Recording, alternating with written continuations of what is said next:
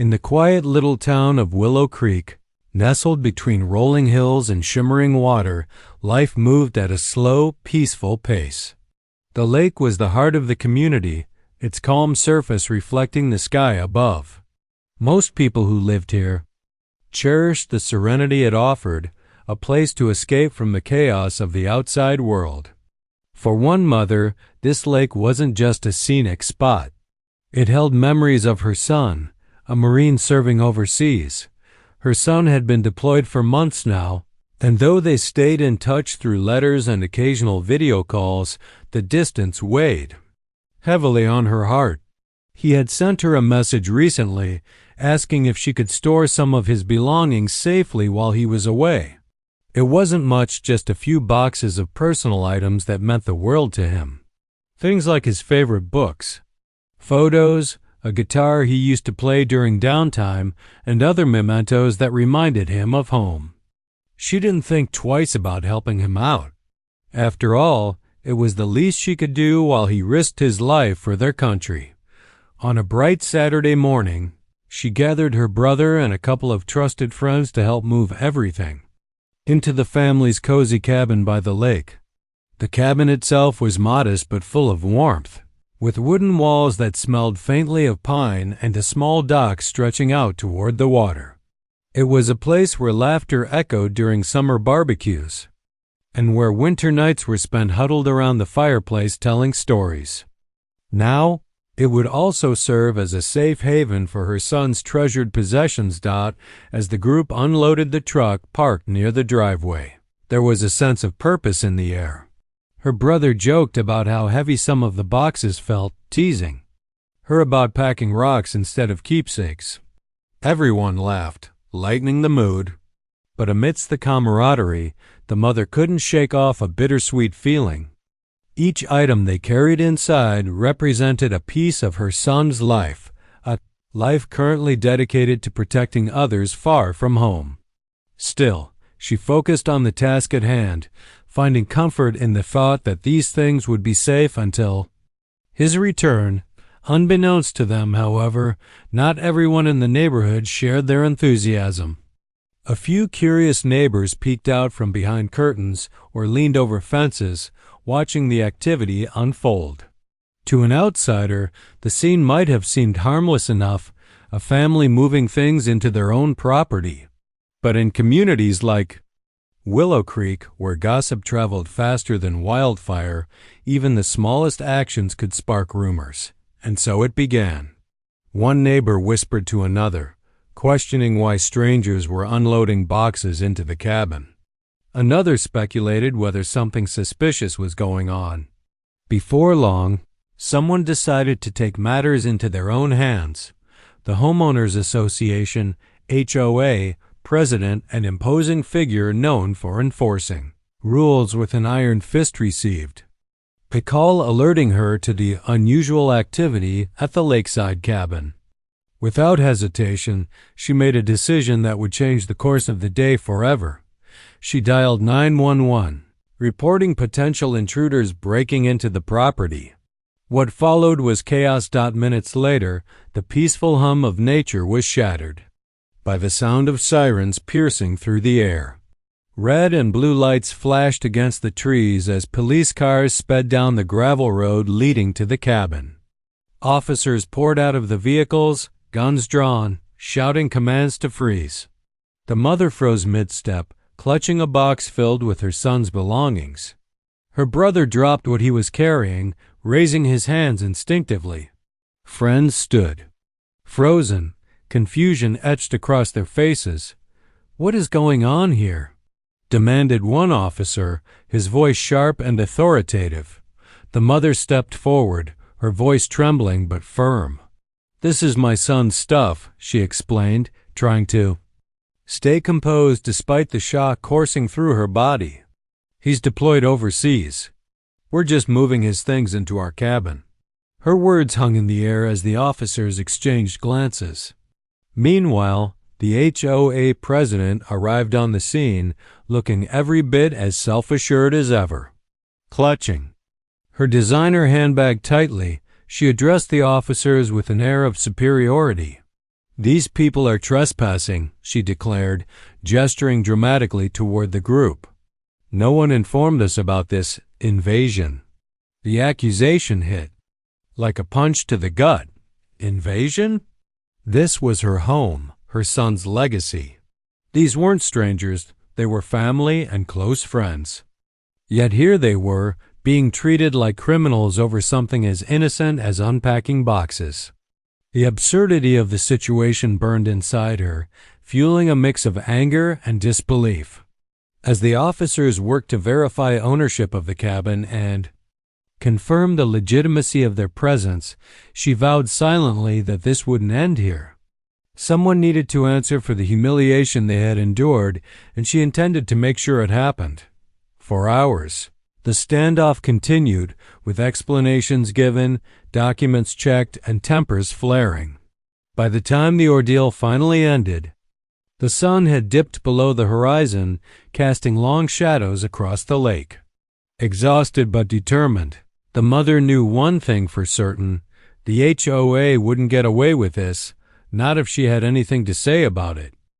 The next morning, the mother woke up with a storm brewing inside her. The events of the previous day replayed in her mind like a broken record.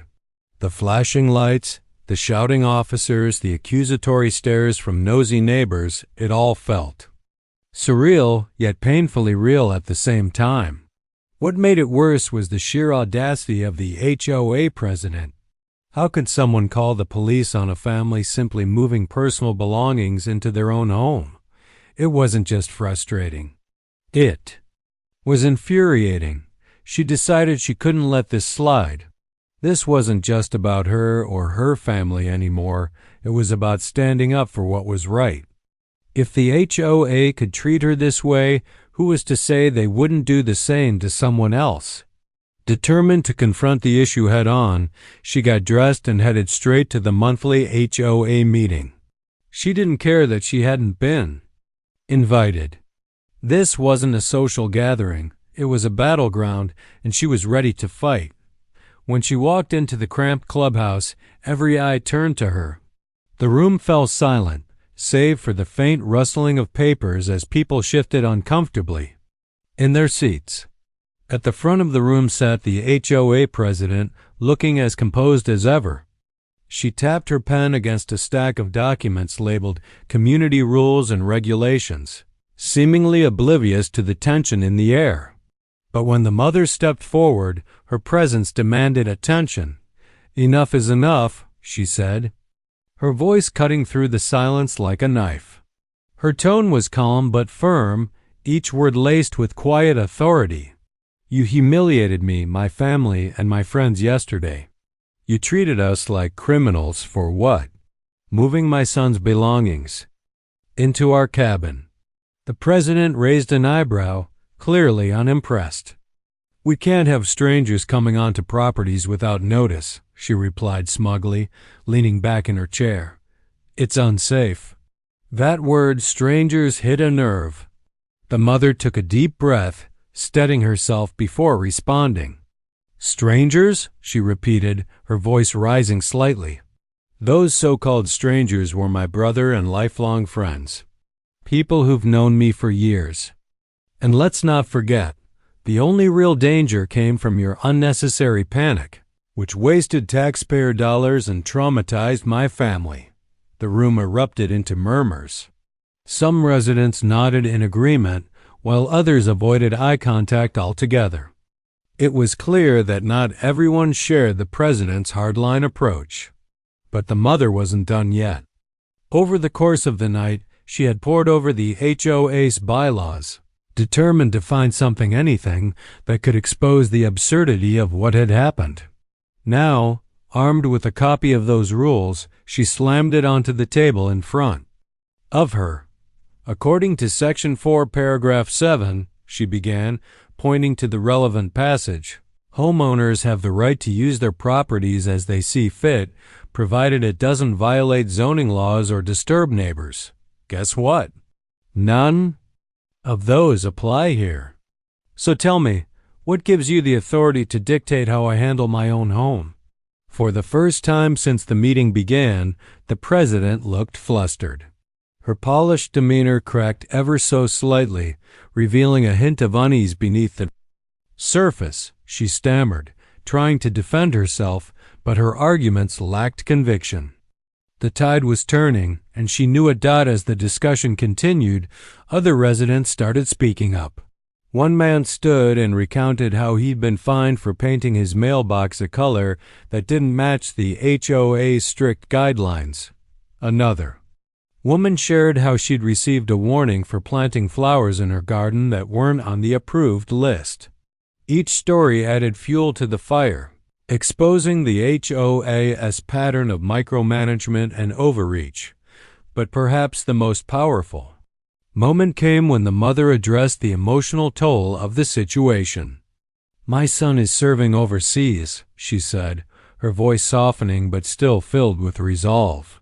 "He's putting his life on the line for our freedom, and yet here we are, being treated like criminals for something as simple as storing his belongings. Does that really sound fair to any of you?" Her words struck a chord. Several people nodded sympathetically, while others exchanged guilty glances. Even some members of the HOA board seemed uncomfortable, shifting awkwardly in their seats. 4. The first time, the president found herself on the defensive, unable to justify her actions in the face of such raw emotion. By the end of the meeting, it was clear that change was inevitable. Though no immediate decisions were made, the seeds of rebellion had been planted. Residents left the clubhouse buzzing with conversation, many vowing to take action. The mother walked out feeling drained but hopeful. She had taken the first step toward justice, and she wasn't about to stop now. Over the following days, support for her cause grew exponentially. Neighbors who had once kept to themselves began reaching out, sharing their own frustrations with the HOA's heavy-handed tactics. Some admitted they had stayed silent out of fear of retaliation, but seeing her stand up gave them the courage to speak out. Together, they formed a loose coalition, united by a common goal: holding the HOA accountable. One evening, as she sat on the porch of the lake cabin, watching the sun dip below the horizon, she reflected on everything that had happened. The road ahead wouldn't be easy, but she felt a renewed sense of purpose. This wasn't just about her son's belongings or even her pride. It was about creating a community where people could live without fear of unjust scrutiny. And as she gazed out at the tranquil waters of the lake, she allowed herself a small smile. No matter what challenges lay ahead, she knew one thing for certain: she wouldn't back down. Not now, not ever. The momentum from the heated HOA meeting didn't slow down. If anything, it grew stronger with each passing day. The mother's bold confrontation had lit a fire in the community, and people were eager to keep the flame alive. They weren't just supporting her, they were standing up for themselves too. It was as if her courage had given everyone else permission to voice their frustrations, fears, and hopes for change. Word of what happened spread like wildfire. Neighbors who hadn't attended the meeting heard about it from others or saw snippets of conversations on social media. Some were outraged by the HOA's actions. Others were simply curious. But no matter where they stood initially, one thing became clear: this wasn't an isolated incident. The HOA had been overstepping its bounds for years, and now people were finally ready to do something about it. Determined to channel this energy into action, the mother decided to organize a town hall meeting, a proper gathering outside the confines of the HOA clubhouse. She wanted a space where residents could speak freely without worrying about being shut down or dismissed. She spread the word through flyers, text messages, and even knocked on doors herself. Her message was simple: let's come together to make our community better. On the evening of the town hall, dozens of neighbors showed up. The venue was a small community center near the lake, but it quickly filled up with people of all ages: young families, retirees, single professionals. Some brought lawn chairs, while others stood along the walls, listening intently. The atmosphere buzzed with anticipation. For many, this was the first time they'd felt truly heard in Willow Creek.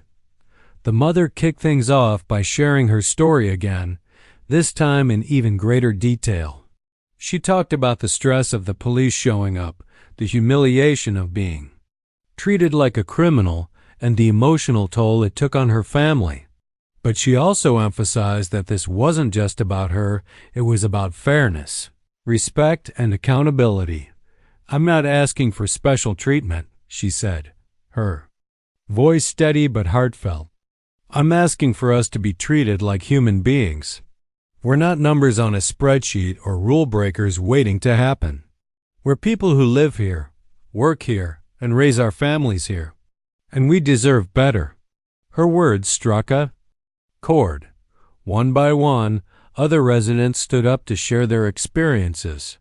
A young father recounted how he'd been fined for letting his kids play soccer in the cul-de-sac, even though there was no traffic to speak of. An elderly woman spoke tearfully about being scolded for hanging bird feeders in her backyard, something she'd done for decades without issue. A college student living with her parents explained how she'd been told to remove "welcome" mat because it wasn't the approved color. Each story added another layer to the growing list of grievances against the HOA. What started as individual complaints soon revealed a pattern. The HOA wasn't just strict, it was unreasonable, often prioritizing arbitrary rules over common sense and compassion. The more people spoke, the angrier the crowd became. But it wasn't just anger, it was determination. They were tired of feeling powerless, and they were ready to take back control. Together, they drafted a petition outlining their demands. At the top of the list, removing the current HOA president from her position. It wasn't personal, at least not entirely. She had become a symbol of everything wrong with the organization: the lack of transparency, the abuse of power, the ASIMA symbol of everything wrong with the organization, the lack of transparency, the abuse of power. The ASTANs had become a symbol of everything wrong with the symbol of everything wrong with the organization. The Yucca-Sanfonsin, disregard for residents' well-being. Beneath her removal, the petition called for sweeping reforms, clearer communication, fairer enforcement of rules, and regular meetings where residents could voice concerns without fear of retaliation. But the mother knew that petitions alone wouldn't be enough. To truly drive home their point, she needed to bring attention to the issue from outside the community. So, she reached out to local news outlets, sharing her story and exposing the absurdity of what had happened. Within days, headlines began popping up online and in print. HOA calls cops on military family over moving boxes.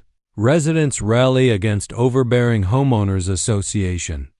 Reporters interviewed her, capturing her frustration and determination on camera. They also spoke with other residents, amplifying their voices and shining a spotlight on the broader issues at play. Public outrage grew rapidly. Readers and viewers flooded comment sections and social media posts, expressing support for the mother and condemning the HOA's actions. Some shared their own horror stories of dealing with similar organizations. Others praised her bravery, calling her a role model for standing up to authority when it mattered most. The story even caught the attention of veterans groups, who rallied behind her cause, emphasizing the importance of supporting military families. Meanwhile, halfway across the world, her son heard about what was happening back home. Though thousands of miles away, he recorded a heartfelt video message thanking his mom for standing up for their family. In the clip, he smiled warmly, his uniform crisp and clean. "Nobody messes with my mom," he joked, earning laughs from his fellow soldiers. Then, turning serious, he added, "She's always been my hero." And seeing her fight for what's right makes me proud to call her my mom." He ended the video with a salute, a gesture that resonated deeply with viewers. The video went viral. Almost instantly. People loved the combination of humor, heart, and patriotism. It humanized the situation, reminding everyone involved that this wasn't just about rules or property. It was about family, sacrifice, and dignity. The clip further galvanized support for the mother's cause, both locally and beyond. Back in Willow Creek, the pressure mounted. The HOA president, once so confident in her authority, found herself under intense scrutiny. Phone calls and emails poured in from angry residents demanding answers.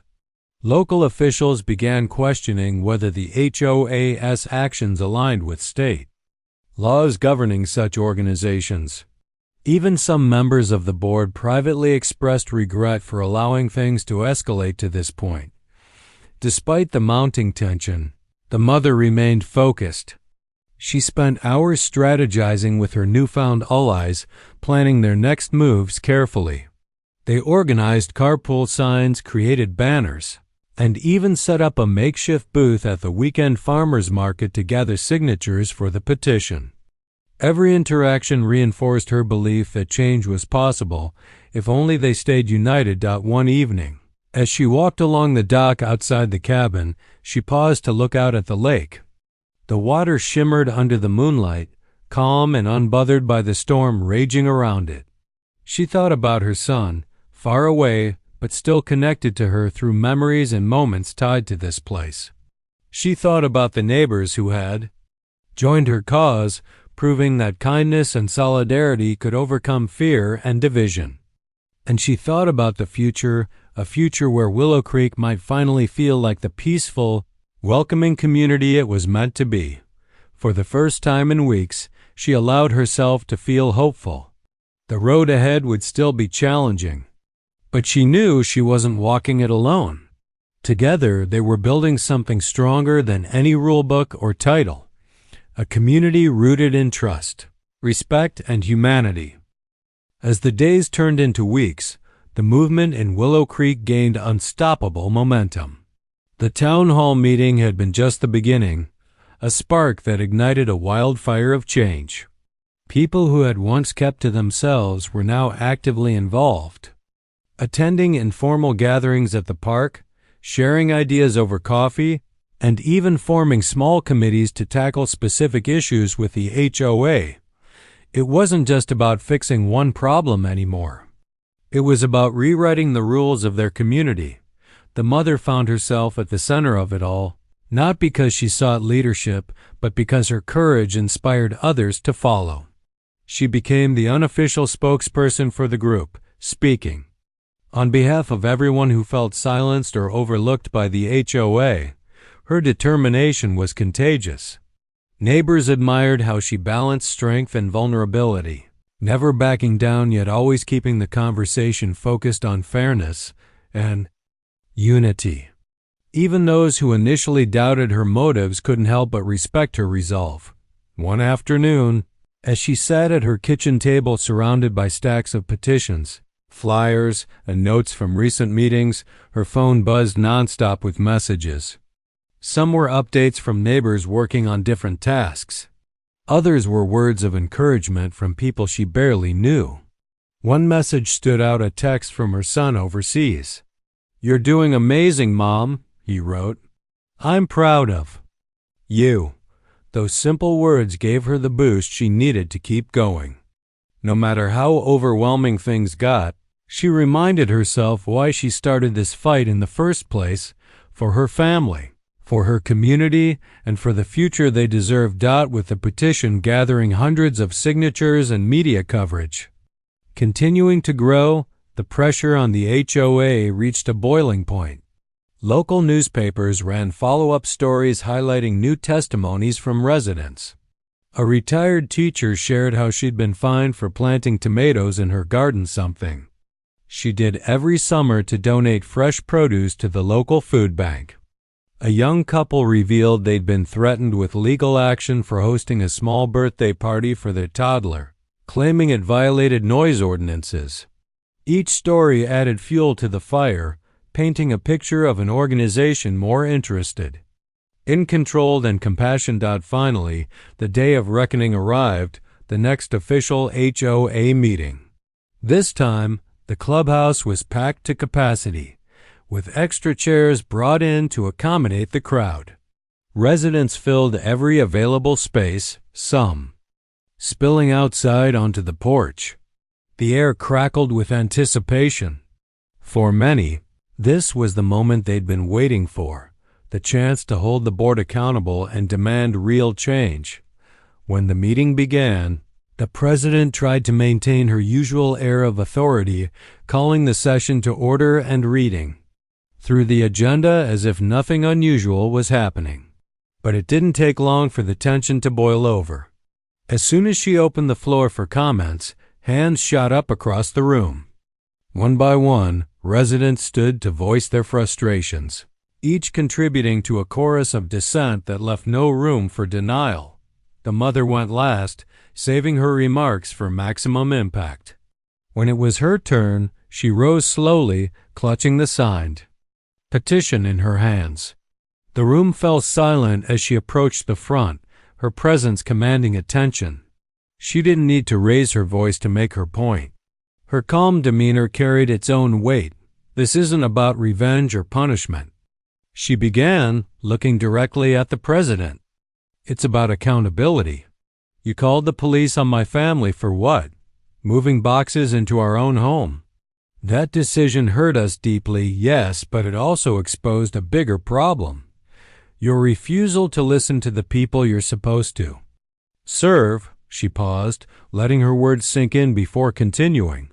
We've collected hundreds of signatures demanding change. We've shared our stories with the press, not to embarrass anyone but to shine a light on what's wrong.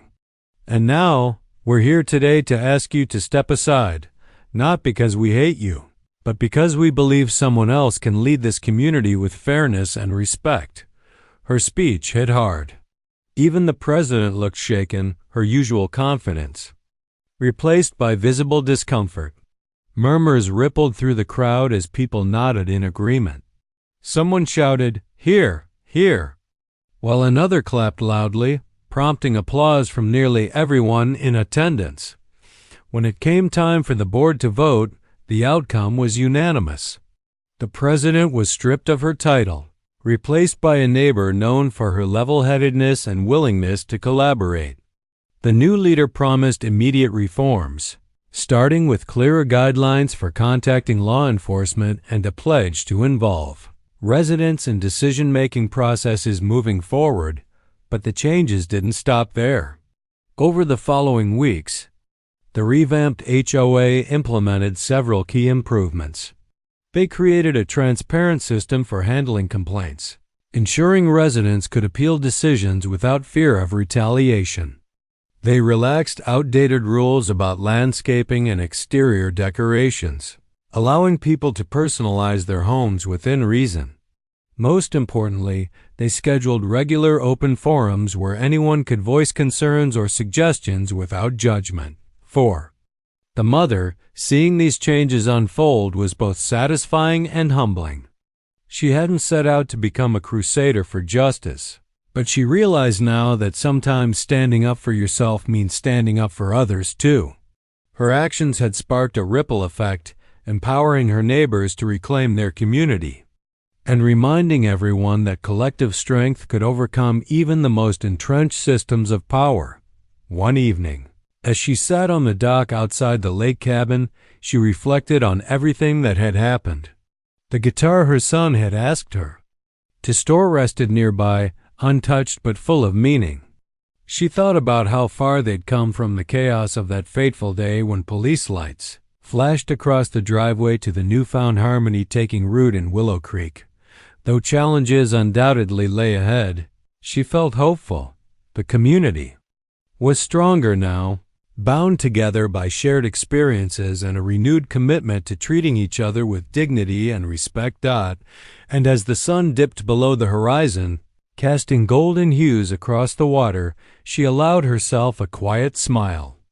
Whatever the future held, she knew one thing for certain.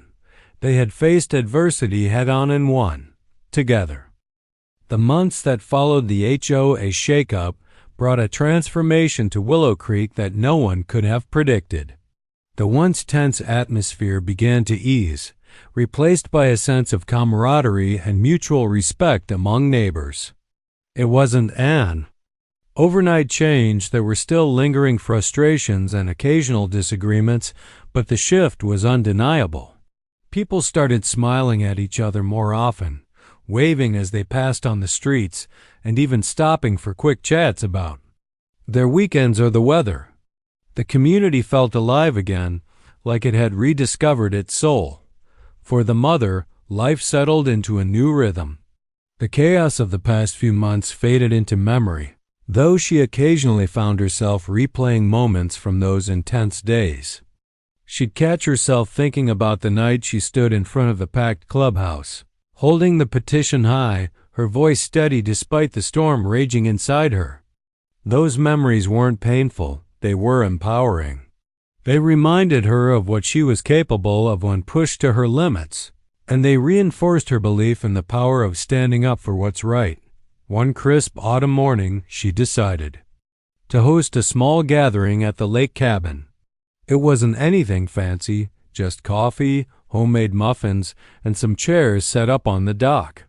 She invited the neighbors who had supported her during the HOA battle, along with a few newcomers who had recently moved to Willow Creek.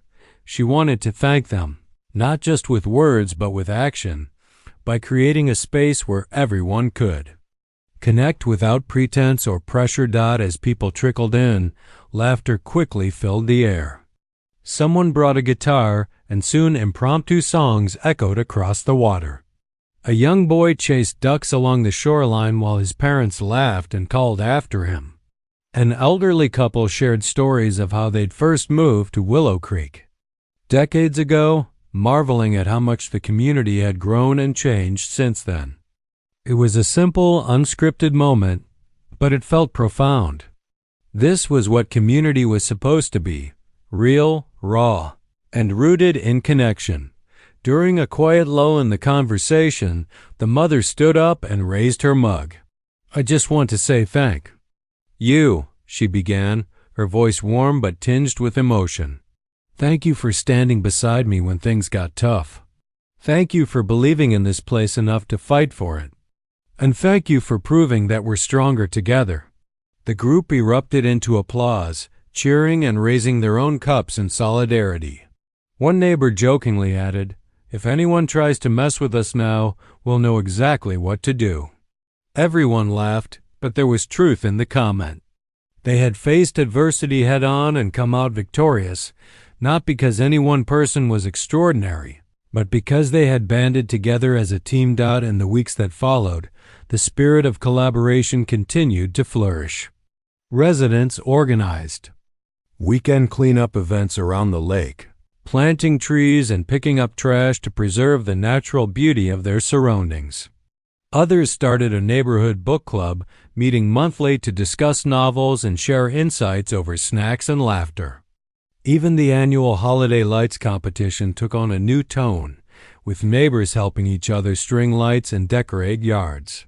Instead of competing fiercely for first place, the mother noticed these changes in subtle ways. She saw kids playing freely in cul-de-sacs without fear of being scolded for making noise.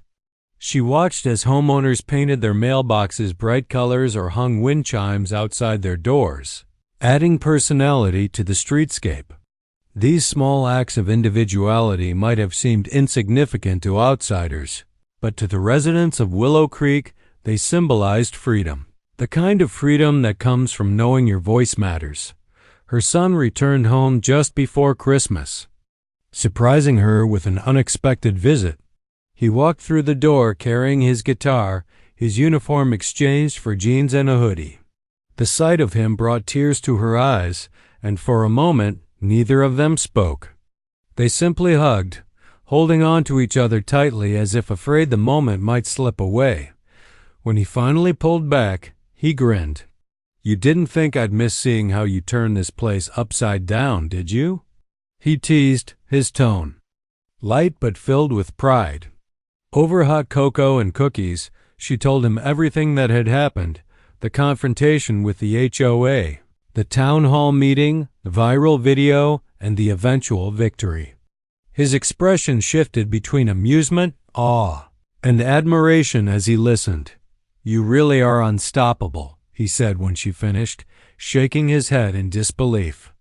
"I mean, I always knew you were strong, but this is next level." She smiled, brushing off the compliment with a wave of her hand. "It wasn't just me," she replied. "Everyone pitched in. We couldn't have done it without each other." That evening, they sat on the dock outside the cabin, watching the stars reflect off the water. Her son strummed his guitar softly, humming a tune he'd written during downtime overseas. The melody was gentle, almost haunting, yet undeniably hopeful. As she listened, she thought about how far they'd come not just as a family, but as a community. The journey hadn't been easy, but every challenge had strengthened their bond, teaching them resilience, empathy, and the importance of standing up for one another. The following spring marked the one-year anniversary of the day the police showed up at the cabin. To commemorate the occasion, the neighborhood threw a celebration at the lake. There were food trucks, live music, and games. For the kids, someone set up a photo booth with props shaped like houses and guitars, capturing candid moments of joy and laughter. At the center of it all stood the mother, surrounded by friends and neighbors who had become like family. During a brief speech, she reflected on the past year, acknowledging the struggles they'd overcome and the progress they'd made. "We proved something important," she said, her voice ringing clear over the cheerful chatter. "We proved that kindness and unity can conquer fear and division. We proved that when we stand together, we can create something beautiful." Her words earned a round of applause, followed by cheers and whistles. But the most meaningful response came later, in quieter moments. Neighbors approached her throughout the evening, thanking her not just for leading the charge against the HOA, but for reminding them of their collective strength. "You changed this place," one woman said, her eyes glistening with tears. "Not just the rules, but the way we treat each other." By the end of the night, as fireworks lit up the sky above the lake, the mother felt a deep sense of peace. Willow Creek wasn't perfect. It never would be, but it was better. It was a place where people cared for one another, where differences were celebrated rather than feared, and where the bonds of community outweighed the pull of conflict. And as she stood there, surrounded by the people she loved, she knew they had built something lasting. The next morning, she woke early and walked down to the dock. The lake was calm, its surface smooth as glass. She sat on the edge, letting her feet dangle above the cool water, and closed her eyes. For the first time in a long while, she allowed herself to breathe deeply, soaking in the serenity around her.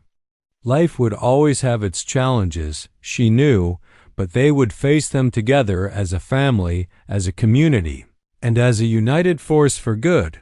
And as the sun rose higher, casting golden light across the water, she whispered a silent promise to herself and to everyone who called Willow Creek home. No matter what storms lay ahead, they would weather them side by side. Because that's what communities do. They lift each other up, support each other through thick and thin, and remind one another that no one has to face the world alone.